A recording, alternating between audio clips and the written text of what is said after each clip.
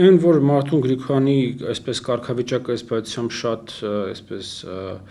որոշիչ է, դա հստակ է, այսինքն ըստ էության Մարտին Գրիգորյանն է որոշելու թե ով է դառնալու Գյումրիի քաղաքապետ, դառնալու է ՔՊ-ն, թե դառնալու է Վարդան Ղուկասյանը։ Եվ այդ առումով բնական է, որ այնտեղ գնում են քաղաքական կոնսուլտացիաներ, ես եւս մեկ անգամ ուզում կրկնել, որ ըստ իս իրավիճակի ամենա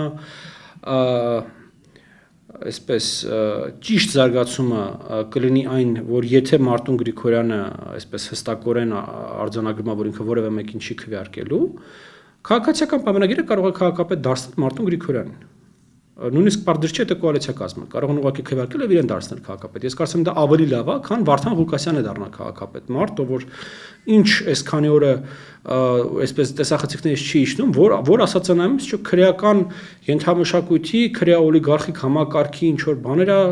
ռուսական ռազմաբազայի գովերգանքա, հայ-թուրքական սահմանի չբացումը, ինչ որ մարդկանց է ուզում տա սպանի, ինչ որ մարդկանց է ուզում պատժի, այսինքն մեկ նույնիսկ տպավորությունով ոնց որ որբի գլուխ լինի այս երկիրը, ով ինչ ուզի կարա հայտարարի, հա։ Եվ երջապես մյուս տարբերակը նորից, եթե որևէ քաղաքապետ չի ընտրվում, գնալ նոր ընտրությունների։ ՔՊ-ն, եթե որոշի այսպես հնարամիտ վարվել ընտրությունների արդյունքների հետ, կարող անել այնպես, որպեսզի Վարդան Ղուկասյանը անգամ անդիմադիր ամենաշատ ձայներ հավաքած տեխնացու լինելով չկարողանա քաղաքապետ դառնալ։ Դա տեխնիկապես հնարավոր է եւ ես կարծում եմ սպորտային տերմինաբանությամբ դա հետաքրքիր խաղ կդառնա,